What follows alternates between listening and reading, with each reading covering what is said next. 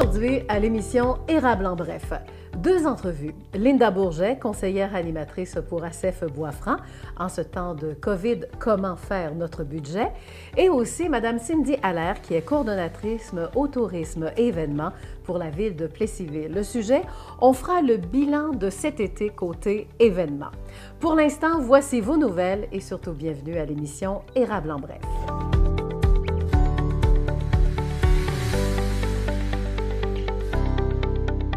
Investissement dans 6 écoles de la région.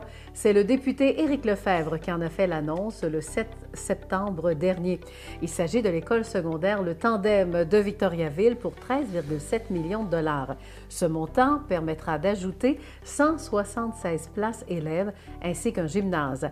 4 écoles de Victoriaville et une de Princeville, soit l'école Sacré-Cœur de Princeville.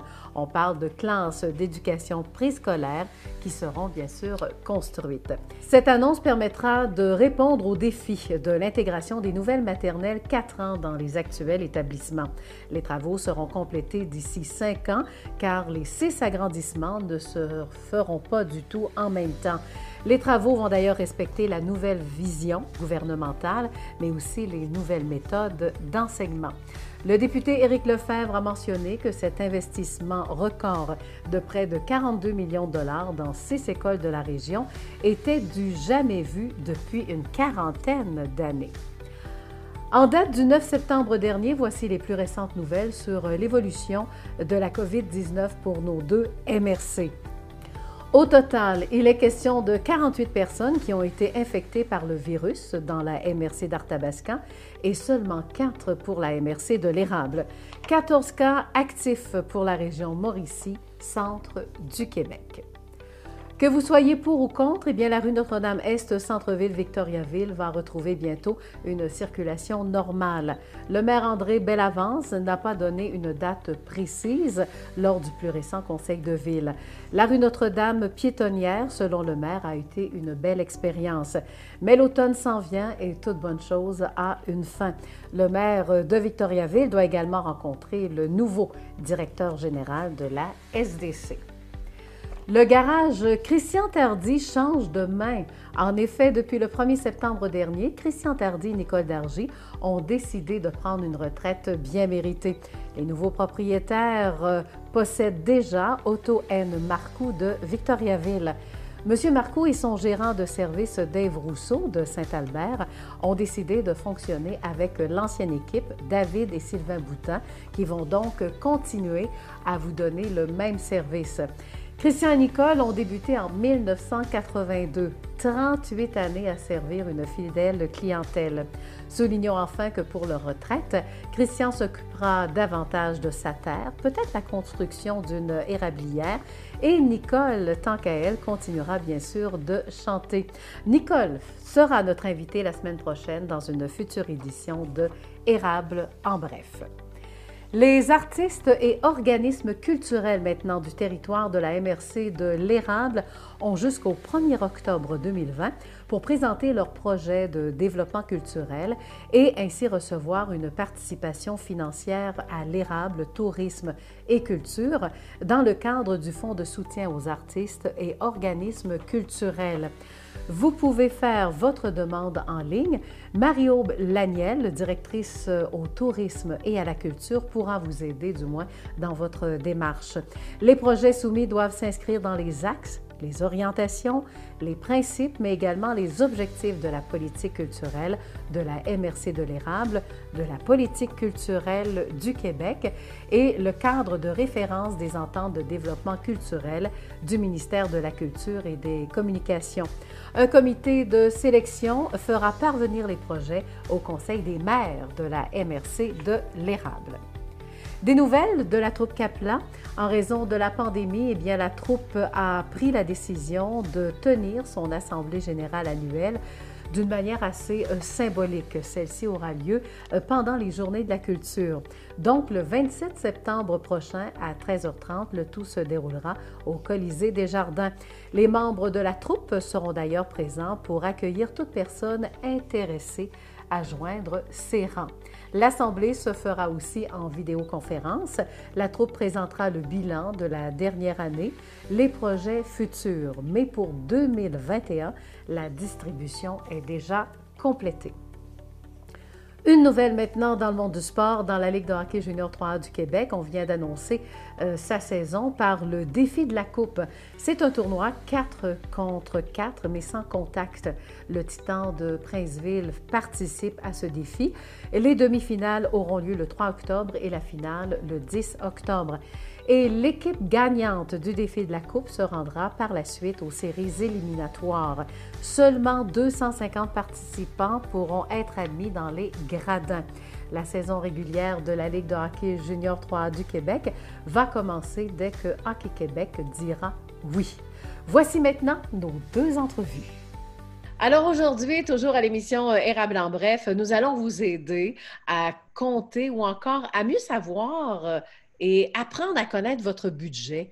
Qu'est-ce que vous dépensez par mois? Qu'est-ce que vous recevez comme salaire par mois? Et à la fin du mois, est-ce que vous avez un équilibre monétaire? Alors, pour ce faire, on a besoin des gens qui travaillent au niveau de la CEF. Et aujourd'hui, on va parler du budget, évidemment. On va parler aussi de la CEF. On va vous aider à découvrir pourquoi on en a besoin. Même moi, Lydia, j'ai besoin encore aujourd'hui de Linda. Linda qui est ma conseillère animatrice pour la CEF. Bonjour, Linda. Bonjour, Lydia. Alors, Linda, heureusement que vous m'aidez à apprivoiser mon budget parce que moi, j'étais le style à ne jamais compter. Hein? Quand l'argent rentre, on se dit, pas besoin de compter. Et un jour, on se retrouve, oups, va falloir que je me mette vraiment à compter ce qui rentre comme argent et ce qui sort. Merci pour l'aide que vous m'avez apportée en passant, Linda. Ça nous fait plaisir, on est là pour ça. C'est ça, c'est un service qui est gratuit, la CEF. Hein? Absolument. Gratuit et confidentiel à part de ça. Et on n'est pas là pour juger les gens, ce qu'ils font avec leur argent non plus. Hein? Nous, on est là pour les informer, les outiller, en tout cas pour les aider à faire le meilleur choix possible dans leurs finances. Bon, c'est ça. C'est quoi la CEF exactement? C'est ACEF. C'est des initiales, mais qu'est-ce que ça veut dire? Oui, alors ça veut dire Association coopérative d'économie familiale. Donc, ça le dit, c'est une coopérative. Donc, nous avons 165 membres, dont il y a des organismes qui sont membres et il y a aussi des individus. Et ça fait quand même 50 ans que nous existons comme organisme. Donc, et je dirais que plusieurs personnes ne nous connaissent pas encore, mais on s'entend que c'est correct s'ils ne nous connaissent pas, c'est parce que les finances, ça va bien en même temps. Donc, mais on est là vraiment, nous, ce qu'on fait, c'est de la consultation budgétaire. On va aider autant les individus, les couples que les familles. Donc, les types de personnes aussi qui viennent nous rencontrer, c'est monsieur, madame, tout le monde. C'est un jeune couple, exemple, qui veulent quitter leur logement pour s'acheter une maison, ne savent pas s'ils ont assez les moyens pour investir au niveau d'une hypothèque. Autant les gens qui ont des problèmes au niveau financier aussi, des problèmes avec Hydro-Québec, des problèmes au niveau de la consommation, parce qu'on travaille aussi avec la loi de la protection du consommateur. Et des gens qui ont beaucoup d'endettement. Donc, on est là pour leur offrir des solutions possibles, s'il y en a bien sûr. Oui, et ça aide énormément. On peut donner quelques exemples qui sont constructifs, comme Hydro-Québec. Hein? Alors, on reçoit toujours, c'est le gros compte, hein, soit saisonnier ou annuel, mais on peut dire, moi, je donnerais tant par mois. Et ça, Hydro-Québec s'adapte à nous également dans ce sens-là. Hein? Absolument. Les versements égaux, c'est merveilleux pour une personne qui veut bien équilibrer son budget parce que été comme hiver, c'est toujours le même montant. Bon, on s'entend que là, avec la pandémie, certaines personnes, surtout rendues au mois d'avril, bien souvent, Hydro-Québec vont couper les gens qui n'ont pas payé leur compte. Mais avec la pandémie, ça fait qu'ils ont allongé un peu le temps. Donc, les gens s'en ont sauvé un peu comme ça. Mais sinon, avec un budget bien équilibré, on peut éviter ces petites choses-là. Oui. Et ce qui est plaisant, c'est quand on a terminé de faire un budget avec vous, on sait qu'on peut arriver. Oui, croyez-le, on va arriver même à économiser. Oui, donc il reste quand même un peu de sous pour être Oui. bien sûr, là, mais oui. Puis À vrai dire, on répartit un peu l'argent. Le budget, c'est la base de tout, hein. On commence par faire un budget, en principe, annuel, parce qu'il faut Mhm, savoir où est-ce que ça va notre argent. Tu sais, les cadeaux de Noël s'en viennent bientôt, mais on ne prévoit pas ça à notre dernière paye de travail pour aller acheter nos cadeaux. On prévoit ça d'avance, à commencer à économiser l'argent pour ça. Un coup qu'on a fait tout notre budget annuel, bon, il y a les pneus d'hiver qu'il faut acheter et tout ça, donc on sait un petit peu plus où s'en aller. Et mhm. après ça, on s'en va par mois. Et on peut y aller par paye aussi, là. Ouais. Et puis pour les gens, peut-être nos téléspectateurs qui ne suivent pas trop parce qu'on fait toujours d'autres choses en même temps qu'on écoute, parle-moi un peu d'un guide qui existe, c'est gratuit, on peut aller le chercher justement du côté de la CEF. Je parle de ce guide-là et justement, ça va nous aider à planifier, vous allez nous expliquer. On a quand même un outil pour bien compter nos choses. Oui. Alors, je vais juste te reprendre un petit peu parce que Oui. cet outil-là, elle est offert gratuitement aux gens qui viennent nous rencontrer en consultation. Mhm. OK? Pour nos membres, il est seulement au montant de 4 parce que vous pouvez aussi le trouver, hein, c'est fait par le Protégez-vous, comme vous voyez ici. Ben oui. Euh, En principe, en kiosque, c'est beaucoup plus dispendieux que ça, mais pour nos membres à nous, on leur offre au montant de 4. Mais pour les personnes qui viennent nous rencontrer en consultation, il est offert gratuitement pour les aider à pouvoir faire leur budget. Mm. Voilà. Et là, il reste juste 60 secondes Oui, pour conclure, Linda. Nous allons présenter à la fin de Érable en bref des capsules que vous avez réalisées. Et celle qu'on va entendre aujourd'hui, elle va parler de quoi exactement? ça va être sur les garanties. Les garanties. Finalement, il y a 3 sortes de garanties. Garantie légale, la garantie du fabricant et la garantie supplémentaire. Alors, bien souvent, les gens ne connaissent pas la garantie légale. Donc, ces petites capsules-là sont là pour vous informer. Et vous allez pouvoir les retrouver soit sur notre site Internet, sur Facebook et même sur YouTube aussi. Et c'est justement, si on veut avoir d'autres détails en ce qui concerne la CEF, on peut vous joindre assez facilement. Vous avez votre site web. Oui, on a notre site web et vous pouvez toujours nous rejoindre au 819-752-5855.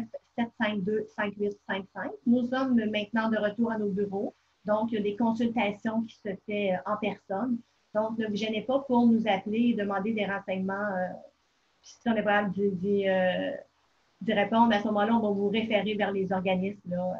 nécessaires. Et vous êtes situé où exactement, la Oui, CEF? donc, on est à la place Rita Saint-Pierre à Victoriaville, donc le 59 rue Montfett, le bureau 230. Ben, merci beaucoup, Linda, et on se dit à la prochaine. Merci, au revoir. Au revoir. Alors, ce matin, je m'entretenais avec Madame Linda Bourget, conseillère animatrice. La CEF des Bois-Francs les garantit. Pas facile de s'y retrouver dans les différentes garanties. Il y a la garantie de base, communément appelée la garantie du fabricant, la garantie légale et la garantie supplémentaire, appelée la garantie prolongée. La garantie de base est offerte gratuitement et vient avec une durée de temps limitée par le fabricant. Par exemple, vous avez acheté une chaise de travail et quelques mois plus tard, la chaise tant convoitée vous jette au sol. Puisque la chaise avait une garantie d'1 an, le commerçant ou le fabricant a l'obligation de réparer, échanger ou rembourser le bien. S'il ne le fait pas, il contrevient à la loi. La garantie légale. La garantie légale est assujettie par la loi de la protection du consommateur. Elle est gratuite et s'applique automatiquement dès que vous achetez ou louez un bien. Vous avez fait l'acquisition d'un magnifique téléviseur il y a maintenant 15 mois. Malheureusement, il cesse de fonctionner. La garantie du fabricant d'1 an n'est donc plus effective. Cependant, vous pouvez faire valoir la garantie légale. Elle prévoit que le bien acheté doit avoir une durée raisonnable et qu'il soit utilisé correctement. La durée du bien peut varier, par exemple, selon le prix de l'appareil. Un téléviseur payé 200 risque de durer moins longtemps qu'un téléviseur à 2000. Sachez que même si l'objet acheté était en vente au moment de l'acquisition, ou même si vous avez renoncé à prendre une garantie prolongée, la garantie légale vous protège. Le commerçant ou le fabricant pourrait avoir l'obligation de réparer ou faire réparer sans frais, de rembourser ou d'échanger le bien. La garantie prolongée. La garantie prolongée est vendue aux consommateurs. Elle prolonge la durée de la garantie de base. Attention, même si certains vendeurs exercent souvent beaucoup de pression en vantant les avantages de la garantie prolongée, ils doivent vous donner l'information sur les garanties légales et celles du fabricant. Il est important de poser des questions, de clarifier ce qui est exclu, de mesurer les avantages versus le prix demandé afin de ne pas payer pour une protection déjà incluse dans la garantie de base. Par exemple, pour un lave-linge, la garantie de base pourrait être d'1 an et la garantie légale approximativement entre de 6 à 10 ans. Si vous avez besoin d'aide pour l'application d'une garantie, n'hésitez pas à communiquer avec l'Office de la protection du consommateur ou avec l'ACEF des Bois-Francs. S'occuper de ses affaires, c'est aussi faire valoir la garantie. Alors, tout le monde adore la culture, nos loisirs, et vous savez que la COVID-19 a vraiment tout changé, notre vie au niveau culturel. Et l'heure est quand même au bilan, parce qu'on se retrouve quand même au mois de septembre, et là, je me suis posé plein de questions intéressantes, évidemment, et ça me prenait quand même une invitée intéressante. Alors, je vous la présente, c'est Cindy Allaire. Cindy Allaire qui est coordonnatrice pour les événements, le tourisme également, ici pour Plessisville. Cindy Allaire, bonjour. Bonjour Lydia. Cindy, bien contente de vous recevoir. Merci, merci. Et dire que le 1er janvier, Cindy, vous aviez plein de projets en tête. Oui. Et là est arrivé le mois de mars et c'est la COVID-19. Parle-moi un peu du avant et du pendant COVID, le transfert, la transformation. Bien, en fait, Lydia, ça devenait pas une routine, mais à chaque année, je savais que moi, ma saison la plus occupée était évidemment le printemps et l'été pour tout ce qui est activité extérieure. À partir du mois de début mai, on en avait beaucoup, puis j'étais très occupée. Et là, avec la COVID, on a dû, au fil des semaines, on a vu tout ça tomber parce qu'il y a eu le confinement, mais après ça, le gouvernement nous disait, bon, bien, tout ce qui est rassemblement est interdit, donc toutes les activités qui sont les miennes sont des activités de rassemblement. Donc, j'avais plus d'activités pour l'été. Donc, la ville, bien, on s'est rencontrés quelques collègues à la ville pour voir qu'est-ce qu'on pourrait faire qui pourrait être selon les normes, en tout cas qui changeaient quand même assez rapidement, mais qui serait dans les nouvelles règles de la santé publique, puis qui permettrait aux gens de Plessisville et des alentours de pouvoir quand même avoir un minimum d'activité pendant l'été, surtout qu'à un moment donné, on se disait on va rester chez nous, là, donc il faut vraiment trouver quelque chose à proximité qui va animer un peu notre monde. Parce que le confinement, bon, l'été, on aime ça aller jouer dehors, là, se concentrer sur l'extérieur. Oui, puis notre fenêtre estivale au Québec n'est pas très grande, n'est pas très longue. Donc, on voulait trouver quelque chose de le fun, dans le contexte qu'on avait, avec les restrictions qu'on avait. Puis, je pense qu'on s'est quand même débrouillé, je dirais, très bien pour le temps qu'on a eu pour prévoir tout ça. Mais quand même, il y a des événements qui ont été annulés, là. Nomme-moi quelques-uns, là. Bien, en fait, moi, je ne suis pas la responsable, mais le Festival de l'érable, notre gros festival, a été annulé. On n'a pas eu le choix. Ensuite de ça, moi, le rendez-vous des décapotables n'a pas pu avoir lieu. Après ça, j'avais le plaisir d'été qui était très attendu. On a dû annuler aussi. Les jeudis en musique ont été annulés. On a eu vraiment beaucoup d'activités. Puis ça, on a des activités de la ville, mais il y a toutes les activités d'autres organismes qui sont actifs pendant l'été. Il y avait le Black and Ball, parce qu'il faut que je les nomme, je vais en oublier, mais on a quelque chose quasiment à tous les week-ends pendant l'été à Plessisville. On a toujours quelque chose, là, soit dans le parc ou le défi santé n'a pas eu lieu. Le relais pour la vie n'a pas eu lieu. Tout ce qu'on avait comme animation qu'on voit passer chaque année, ça a dû être annulé. Fait que, on a eu un gros vide qu'on voulait combler pour essayer de dire aux gens, bien, on va avoir quand même quelque chose de le fun, puis restez chez vous, puis restez à l'affût, on va vous arriver avec des petites activités quand même intéressantes, mais c'est ça, avec des règlements différents que ce qu'on voit d'habitude. Et ça change la routine aussi, là. Bien oui, c'est ça. Puis nous, on veut faire quelque chose, c'est juste que ça changeait tellement vite, puis on avait tellement des nouveaux à chaque jour, on écoutait le point de presse à 1 heure pour savoir, bon, mais où est-ce qu'on s'en va, c'est quoi les nouvelles règles, y a-t-il de l'ouverture? Même pour le Biergarten, jusqu'à la dernière minute, on ne savait pas si on pourrait l'ouvrir. On a travaillé vraiment fort pour être capable d'avoir l'autorisation de la Régie des alcools, des courses et des jeux, mais on l'a su une semaine, puis ça nous a pris 1 semaine et demie à le monter. On a été 1 semaine en retard au niveau de l'ouverture par rapport à l'année passée. Puis je pense que ça a été un bon coup. Heureusement qu'on oui, est ville. Vraiment, parce que ça a été très populaire, puis on s'est fait connaître vraiment grand parce qu'on a eu une belle couverture médiatique à ce niveau-là. Là. Oui. Parlons des activités, des nouvelles activités qui ont eu lieu. Oui. Passons aux bonnes nouvelles. Oui, puis la bonne nouvelle, c'est que le COVID, ça nous oblige à repenser. Puis, des fois, ça nous donne de bonnes idées qui vont pouvoir être reconduites l'année prochaine. Oui, je pense que ça va nous avoir apporté pas nécessairement juste du négatif. Bien, moi, je pense entre autres au cinéma en plein air. Oui, bien, il y en avait déjà des projections en plein air, mais c'était plus petit. Et c'est ça, cet été, on a... en fait, pendant la COVID, on s'est dit... le cinéparc va redevenir à la mode. Les gens sont dans leur voiture. Le contact est moins proche que... souvent, les projections extérieures, les gens étaient assis proches un de l'autre, tout ça, là, avec le type cinéparc dans la voiture. Bien, la santé publique l'autorisait parce qu'il n'y avait pas de contact entre les gens. Donc, on pouvait... Fait que là, on a fait construire un écran géant, vraiment géant, de cinéparc en arrière de l'aréna. Puis, on a fait une projection. En fait, on avait comme idée de faire une seule projection, mais on a tellement eu de commentaires Facebook, de partages, on s'est dit, mon Dieu, ça va être vraiment beaucoup populaire. On va rajouter des projections pour être sûr, parce qu'on avait des places limitées au niveau des voitures.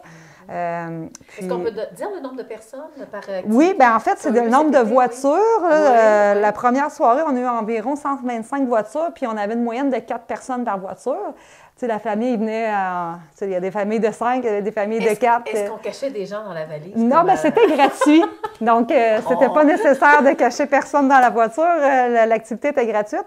Mais, tu sais, c'est ça, pour la première soirée, là, on a calculé qu'on avait quand même, environ 500 personnes. C'est excellent. Et que ça a été une belle réussite. Puis, on s'est dit que l'écran, on va la laisser là. On va l'enlever pour l'hiver, mais on va la laisser là. L'année prochaine, on va pouvoir refaire le cinéparc, peut-être plus en début d'été et non pendant les semaines de la construction. Là, on s'attend. Présenter des shows virtuels aussi.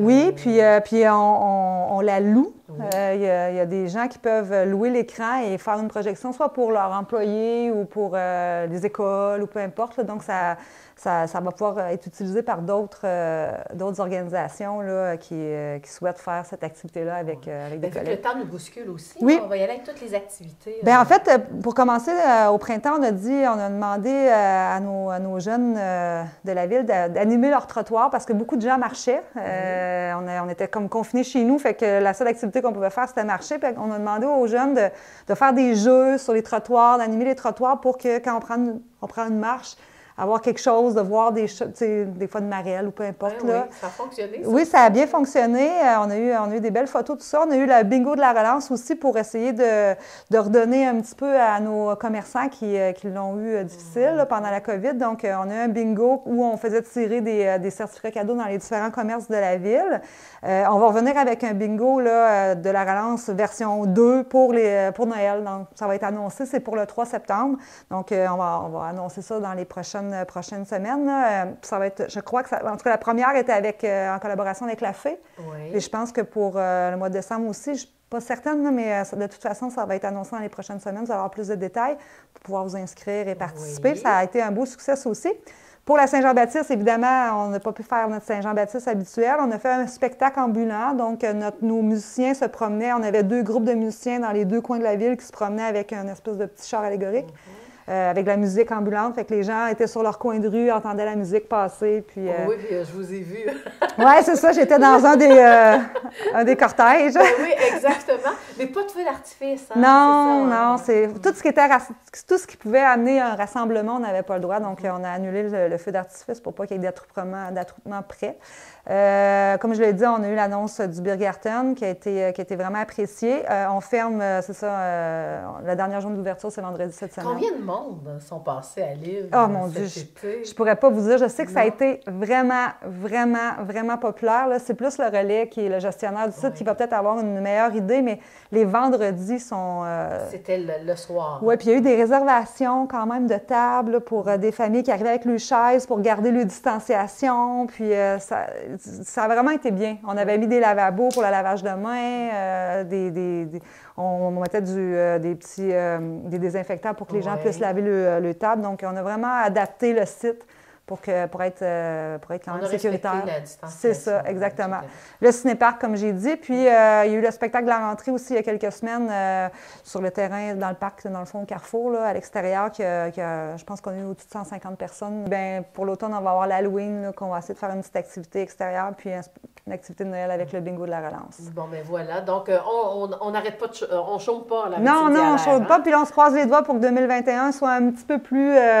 qu'on ait plus de marge de manœuvre un peu, là, pour revenir avec une certaine... En tout cas, avec quelques-unes de nos activités habituelles. Oui, on l'espère parce que beaucoup de gens dans l'événementiel ont trouvé ça très difficile. Oui. Mais je suis contente, on a quand même réussi à faire quelque chose de bien cet été. Bien, bravo, félicitations. Merci. Et on se dit à la prochaine. À la prochaine. Alors voilà, je m'entretiens avec Cindy Allaire, coordonnatrice du côté du tourisme également, du côté de l'événementiel. Appelez si vite.